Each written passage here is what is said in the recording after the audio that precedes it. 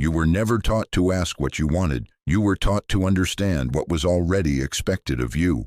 That happened first.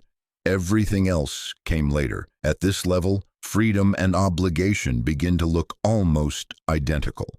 Part 1. The room. You are 8 years old sitting inside a conference room in Geneva. There are 21 people at the table, lawyers, advisors, family members, men whose names appear quietly inside companies your classmates have heard of but do not understand. You are wearing a suit tailored by someone who has tailored suits for your family longer than you have been alive. The room smells like polished wood, old paper, and the specific silence expensive places always seem to carry. You do not speak. You were not brought there to speak. You were brought there to sit still and begin understanding the structure you were born into. The conversation moves through real estate holdings, infrastructure positions, private equity exposure, and a shipping company your family controls through entities layered across 3 countries. Most of the words do not fully land yet, but you notice things. You notice who interrupts people. You notice who never gets interrupted. You notice which person the room waits for before moving forward. Your grandfather speaks for less than 10 minutes total. His 10 minutes settle every open question in the room. On the drive home, you ask your father what leverage means. He explains it carefully. You ask 2 more questions. He answers both. He does not say smart question. He says correct. You do not understand yet that the distance between smart and correct is the entire architecture of the world you belong to. Most children your age are learning information. You are learning weight, the weight of rooms where decisions quietly move through countries before ordinary people ever feel them. The weight of being the person the room will eventually pause for. You are 8 years old. The training has already started. Nobody asked if you wanted it. The room decided before you arrived. The room always does. Part 2. The correction. At 14, you receive your first capital allocation, not control, observation. The distinction is explained inside a document written in language that assumes you already understand terms most adults never learn. You read it 4 times anyway. Over the next month, you prepare your first investment thesis, infrastructure growth, currency positioning, emerging logistics corridors in Southeast Asia. You build the model carefully. You check every assumption repeatedly. You believe it is strong. The rejection arrives on a Thursday morning. 5 pages, detailed, cold, completely accurate. Your model underestimated sovereign risk tied to upcoming election instability in 2 of the regions connected to your forecast. The flaw changes the entire structure underneath the return assumptions. The memo explains this in language so precise that the mistake becomes obvious immediately after reading it. You read the document 12 times. Nobody tells you not to feel discouraged. Nobody says failure builds character. They simply show you exactly where the model broke. Years later, you still keep the memo, not because it embarrassed you, because it taught you how serious systems communicate respect. At school, your classmates talk about success differently. Passion, risk, believing in yourself.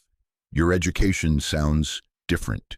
Patience, structure, downside protection, positioning. You begin studying Mandarin 3 nights a week, not because you asked to, because your family expects Asian infrastructure expansion to dominate the next 2 decades of logistics investment. Nobody asks whether you enjoy it. Enjoyment is not the relevant variable. Capability is. At 14, you already understand something most adults never fully learn. Being intelligent is useful. Being structurally correct is what survives. Part 3. The real meeting. You are 17 years old sitting inside a conference room in Zurich. Average age in the room is probably 54. You are younger than some of their assistants. Nobody explains why you are there. You are there because the family decided you should be. At this level, decisions rarely require explanation. The meeting concerns a telecommunications investment spread across East Africa. The presentation lasts 40 minutes. The actual conversation lasts nearly 3 hours. You do not speak. You listen. And slowly, you notice something important. The discussion is not really about the infrastructure. It is about access, relationships with regulators, financing channels built over decades, people who quietly shape policy long before policy becomes public. The money follows the relationships follow history, and history is the real inheritance. You write that sentence down privately. On the flight home, your grandfather asks one question. What did you notice? You explain your theory about regulatory positioning. He listens quietly for several seconds, then says something you will think about for years.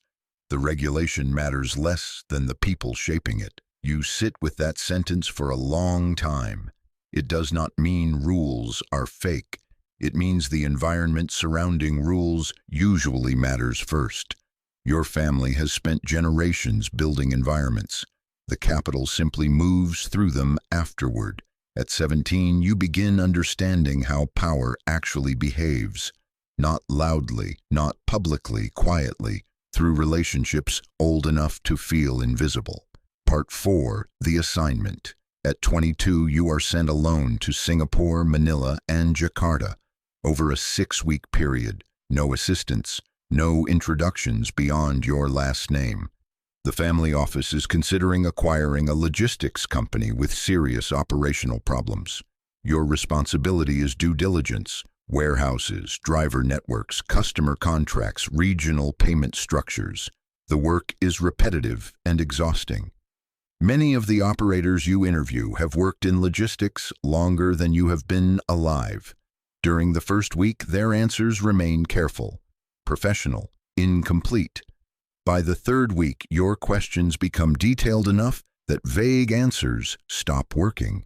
You realize something important. At this level, competence does not create trust. It makes dishonesty inconvenient. The distinction matters. Near the end of the trip, you find a problem. The company's largest customer represents nearly 40% of revenue and has been delaying full payment for over a year through partial invoice settlements. Technically compliant, structurally dangerous. The original analysis missed it because the analysts studied reports instead of patterns. You flag the issue immediately. The acquisition terms change. The valuation drops significantly. The investment becomes profitable instead of fragile. Your father mentions it once during a call about something unrelated. Good observation. Then the conversation moves on. That is the acknowledgement. You are beginning to understand how systems like this communicate approval, briefly, quietly, without celebration. Part 5, The Weight. The realization arrives during a quarterly review in London. 41 entities across multiple sectors and countries, infrastructure, energy, private credit, shipping, real estate. The portfolio grows 7% that year. 7% sounds ordinary until applied to numbers large enough to shift regional markets. You sit there looking at wealth accumulated through decisions made by people who died decades before you were born. And suddenly you understand the actual responsibility. You are not building something new. You are maintaining continuity.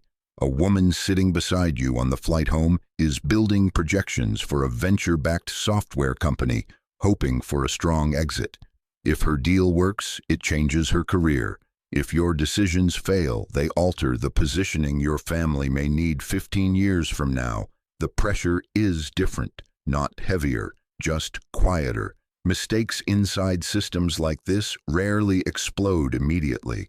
They narrow future options slowly over time, and there is no satisfying way to explain this to people outside your world. Said one way, it sounds arrogant. Said another, it sounds ungrateful. So eventually you stop trying. You finish your drink. The work continues.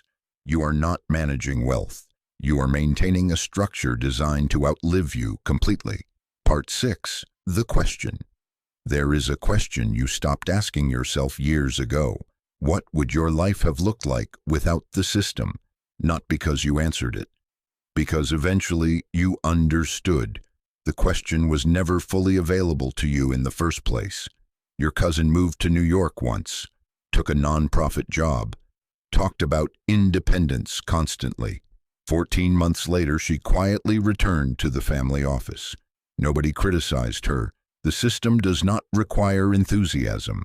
It only requires continuity. That is how systems survive across generations. They wait. Now you are 36. Board seats. International relationships. A track record strong enough that institutions return your calls immediately. Most people looking at your life would call it freedom. But privately, you understand something complicated. You have influence, access, resources, security. But complete ownership is harder to feel when the structure existed before your identity did. Somewhere right now, someone is building something entirely from nothing. A small apartment, an overworked laptop, a bank account creating pressure every single morning. Every win they earn belongs completely to them. Every mistake, too. You watch people like that carefully sometimes. Not with jealousy exactly, something more specific. Because the thing they are building toward is the one thing inherited systems can never fully provide: complete authorship. To know every inch of progress exists because you created it yourself. You were born inside momentum already moving. They are creating momentum from zero. The system gave you continuity. It gave you access. It gave you a seat in rooms most people will never enter. But the feeling of building something entirely yours from nothing was the one inheritance it could never offer. You understood that years ago. The system continued anyway. It always does.